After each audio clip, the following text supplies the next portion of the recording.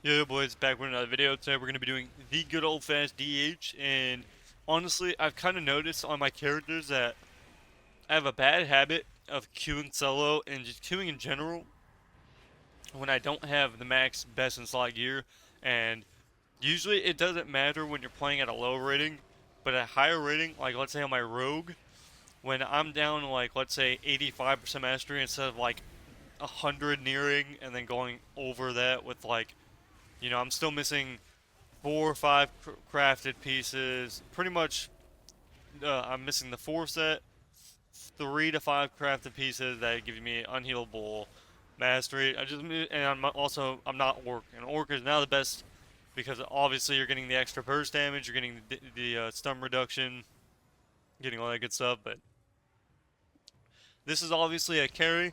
Now this shaman's actually pretty good.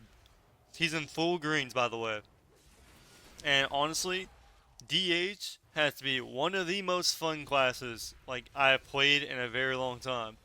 Not only does it do unhealable damage, but if you're playing it correctly, honestly, it can just be pretty insane. So we're playing it around. I mean, we played all the way up to 1950 MMR. This guy's in full greens, and we're just doing a carry here because obviously we got a good O-Fash. Here we absolutely farm the lock here, literally 100-0.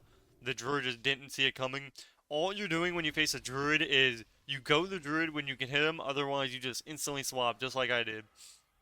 You're pretty much doing the same thing every time, every game. Pretty much you just treat every game like a wrestle druid. So here we're going to swap to the DH because obviously we can't hit this guy. I'm not going to trigger the sap because obviously I haven't even used my burst yet here. I'm trying to purge his, yep, got it. So that's a good thing about being a Nelf, or not Nelf, Blood Elf, is because you can obviously purge that PI and all the good stuff. You're pretty much purging off CD when you can. And you'll see here, it's a lot of damn. And I do plan on playing Solo Shuffle. I'm already like 2100. I pretty much got 2100 the first few days of playing this guy with like full greens. So it should be a pretty free 2400 on this class. Now, I will end up pushing Gladiator on every class. I think that's what I want to do. I think instead of going for rank 1 in every class, like in, Solo Shuffle, because I don't know if I'll go with rank 1 with every class in like 3s and stuff. I think that's going to require me to have a team and just like I don't even know. Like I haven't even played enough to where I can even get it on my rogue. I've been like 100 rating or 200 rating off getting it on my main rogue. But like that was a very long time. But this was back when, I had a team to push with, you know, and it was actually generally fun. That was in kind of like season 1 and season 2 of Shadowlands when it was just a lot better. It felt like. I mean, this inflation was added. It just felt a lot more fun overall. But yeah, I'm gonna get the gear. We're gonna see how it goes. We're gonna switch over, and we're gonna go from there pretty much. Now, honestly, um, I have no idea if it's. I mean, the reason is, I looked at Nas playing, and I wasn't even gonna play Rogue, and then I realized it was like, bro, this guy is literally like I put the other rogue I played with, and then I healed a rogue on my HP, and then his name is Michael, and then I also watched Naj, and these they're literally doing double my damage, if not triple, and it's actually disgusting. Like I've never seen somebody just do so much damage, and it feels like compared to my damage, it's actually just stupid. Like bro, they can literally 100-0 somebody and give or take 2 or 3 seconds, like through a wall. Like through like dark pack or through something like that. For me, the moment they click dark pack, they don't take damage or any type of CD at all. And honestly, there's places where I wouldn't kill when they're at 5 or 10%. You'll see in a lot of my videos that they just live at 5 or 10, they just sit at that. But if I had the gear, that would have been a dub. So honestly, I think just some classes are actually here. We actually end up getting a 1v1 situation. So I see that he has evasion, so we're gonna kite. I end up incapping him. I'm gonna line the evasion because there's like if I go out there now, I have 0 CDs. He has the hunt. He has actually CDs other than like meta, I think. But let's see. So we're kiting. We stun him here. We get a little opener here. Boom. He stuns us. So he should win here. He has the hunt. He has basically everything he needs. So he has full burst. Here we actually barely end up winning this. So I end up kiting him a little bit. I'm going to use my sweep because now I have the, I'm going to rush. And we end up actually just killing him from 30 to 40% to 0 with the sweep. We actually got very lucky. Thankfully it hit insanely hard because of our AoE. And we ended up taking him out. So here we end up opening on the priest here. Getting good of OP on. So here pretty much you're just going priest. When you can't hit the priest or if he PSs or something, you're just going to swap to the ret. And that's pretty much all there is to that. So here I haven't used meta yet because my I-beam gives me a free meta. So here I'm going to meta here. Pretty much doing a lot of damage. We're going to swap on sack. I think I swap back. We'll see here. Yep, here I swap back. Even through sack, it's like it doesn't matter that much because we just do a lot of damage. And at this point, we double stun, perfect, doing unhealable damage, and the rat actually ends up just getting absolutely, he just got farmed. So here I get a huge sweep, and he ends up using his lightning bolts to finish off the job here. I'm pretty sure, if you guys look at the damage, we're doing double to triple everyone's damage. Mainly because, you know, I'm literally full throttling DPS. So we're literally doing as much damage as possible. And that's it. So yes, I do plan on getting this 24 hundo. I don't know if I'll push rank 1 for this. Honestly, I don't really care for rank 1 in solo shuffle. Obviously, I want it. But it'd have to be like a good season. It literally, I just don't have the time to put in. Like, even on like my random days off, it's like, even if I put in that 5 to 6 hours, you know, it's just like, I don't, the thing is, when I have so many characters now to where it's like, you know, I heal Cat, I'll heal DK, I have 100 bunch of friends that I heal now. I don't really play my rogue. Now, I did solo shuffle, and at the time it was fun. I went all the way up to 2350 pretty much easily. I went 4-2 literally almost every game. Because obviously, you know, once you understand how rogue works, you're pretty much good to go.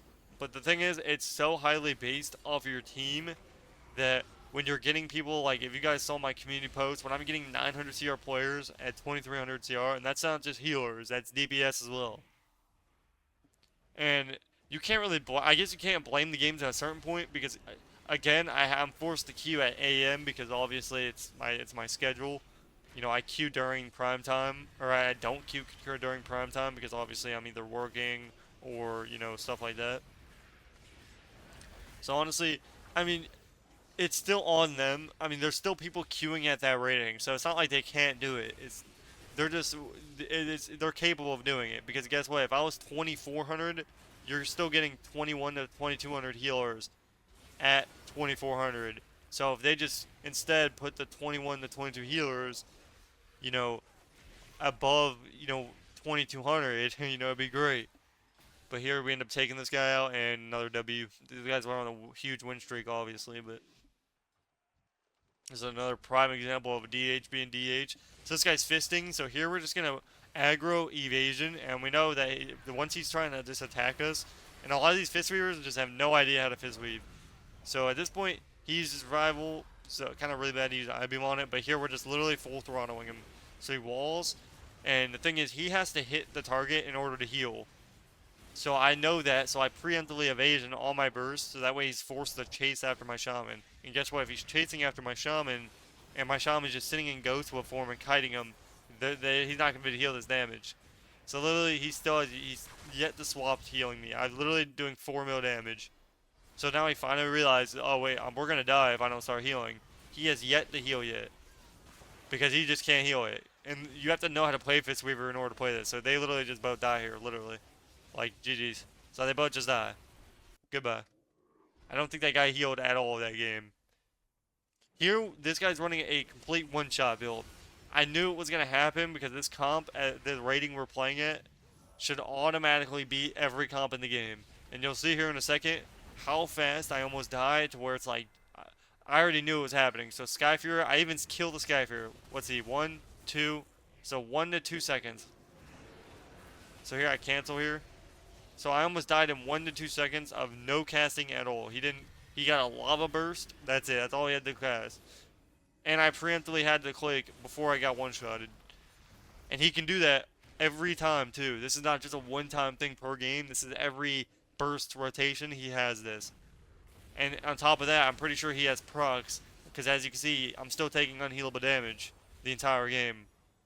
So this is definitely a busted spec by far, way busted than anything else I've ever faced. Um, so here I DR stun just to keep him still because it doesn't really matter to an extent. I could have stunned the Ellie, but it's whatever. I think we get Dome here. Yep. So we get Dome. He's not killing the knockback here. See, I almost get one-shotted again. So this is on a mini go. Just on a Skyfear go, I end up almost dying again. So that's how this works. This is wonderful. So I see a Skyfear, but there's no point in killing it at this point. It's like, I'm not going to be able to kill it. Even if I do kill it, it's like, it's why there's 1 second left. So again, no chance should anybody lose as this comp ever in any world possible, shape, or form, but we end up actually winning because these guys have no idea how to just do any CC at all. I don't think they used one CC at all this entire game. So here we actually end up killing him, and I was about to message him. I was about, oh, yo, thanks for the free beyond. But unfortunately, it was Alliance, and I was Horde. Here's another game. I love destroying the rest of the druids, man. A lot of wrestlers have no idea how to play, so it's very nice. So here we open, and you'll see that I reverse his Living Bomb. So here he's going to shape me Frost Bomb, and then he's running a one-shot back row. So here I pre-reverse and evasion, and I'm dying 100-0. Everyone's just running some cringe one-shot build. So here I just use my Nether, and we swamp. So here even though I pre-evasioned, and I pre-reversed the Living Bomb, I still almost died 100-0. In less than like 1 or 2 seconds again. So even though it was a complete outplay in every single regard, didn't really matter at all because obviously the game's questionably bad. But okay. So here we actually end up killing this guy. No Trink, no Iron Bark, no Peels, and we end up taking him out. Absolutely full throttling him down to the... I don't know why he was sitting in middle, but listen, there's one way you can counter a DH or any melee is like literally hump the pillar. Don't leave the pillar ever. Literally, if a melee's on top of you, as any healer, literally run around the pillar non-stop, and you'll live a lot longer. Even on my age belt, that's literally all I do, and I can live to like 80%, well, probably like 60, minimum dampening, like, and then like maybe like 70 max with greens on, like as an H belt, like 1900 or more. So as long as you're just humping the pillar, I mean, you're going to do a lot better. That's just how that goes. Honestly, I didn't even notice that he had this totem down because obviously... And you'll see the difference in between shamans here and the damage that's happening. As you can see, I am literally full throttling non-stop. This is the difference between DH's skill gaps in between. Because at this point, it's like, bro, he's literally like... They don't know what to do. They're like, bro, he's doing unhealable damage where I'm already doing triple. The DH is finally starting to click some CDs, but it doesn't matter because obviously the moment I can actually do anything, I'm about it. So we end up getting Trinket from his sap. This guy doesn't fake cast me, so I end up getting a full kick, which is really good for us. I have I-beam, trying to get a full I-beam off here in a second. Here I get a full stun, into an I-beam, into a fell rush here, and then we're pretty much just full throttling. We have kick back up. I don't kick there. Questionano. I thought he was going to fake cast, to be honest. Usually they always fake cast. Here I was going to fell rush and then use my sweep, but apparently I ended up not doing that. I can full stun him here in a second. We'll see what happens. So here I incap the DH. It breaks immediately. He ends up swapping, which was really bad because I wasn't even in it, but whatevs. So here I barely stun him in between my root. And again, these guys have 0 CDs. But either do we. I have darkness, so I see that my guy is going to be getting low here, so I'm going to darkness him soon. So the next time I come around, I'm pretty sure I dark, or I just kill him and then dark. We'll see what happens. I think we kill him here. Maybe not. Actually, I'm surprised. See, this is exactly what I was saying. You'll live a lot better if you just hump the pillar. Now, had this guy, had the DH sat me or peeled me in any way, shape, or form, pretty much all you're doing is you're going to stun the person who's stunning your healer or DPS every single time. So pretty much you're literally going to save sap for every stun that the other DH does. That's what you're supposed to do. So every time they stun him, that's when you want to incap him. That way, every single stun go, your healer doesn't have to click anything. Because they're going to be sitting a 3 to 4 second sap every single stun, and you'll have it every DR. So here, I tried to do a play to where he would run into my blind, but he ended up using AMS to counter it. So it was a really good play. But unlucky that, see, this is exactly what I mean. This druid goes instantly to the pillar. This is what you're supposed to do right here. Perfectly played. This is where I just instantly swap to the DK because obviously I know I'm not going to catch this guy. So we get Iceborne. I kind of line my guy here, so I end up just using my Nether here because obviously he grips me out. I don't kick because if I kick at this point, he's just going to Apocalypse. I don't even know if he has it, but here we just swap, a really good swap. And pretty much we're going to go back to the Druid. He doesn't have much hots on him, and they're both stacked, so we're going to do a lot of damage here. And I'm going to backflip back so I can keep on him. We're going to swap instantly because at this point, we always have to be hitting something. As you can see, we're doing 100 to 110k a second, doing only a damn like huge. I'm purging him up. I incap here just to keep that pressure up. Obviously, as Trent's is land handing him the entire game like huge. Very nice. And it looks like we're going to swap to the Druid here. Even though he got a full Hex, it doesn't really matter. We're going to double stun, use my blue ability. I actually barely get my blue ability. My mouse just happened to like go in the most weird direction of all time. But I ended up getting both anyway, so it ended up being good. So here I have the hunt. I end up purging him here. We end up double kicking. I end up getting disoriented. Here I'm just going to chase this guy at this point. He's at super low, and I have no chains on me. That's the worst mistake a DK can do, is not perma change me. Like, if he just chains me, and this guy just ends up dying without tranking. So, had he trank, he probably would have been fine, but hopefully you guys enjoyed the video. Peace, peace.